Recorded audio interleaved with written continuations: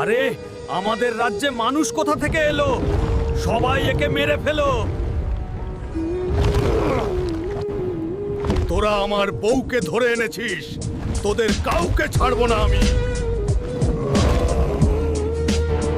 আমাদের এখানে মানুষ কিভাবে এলো? কোনো মানুষ আসলে সে আর ফিরে যায় না। একে মেরে ফেলে সবাই, তোকে আমি ছাড়বো না।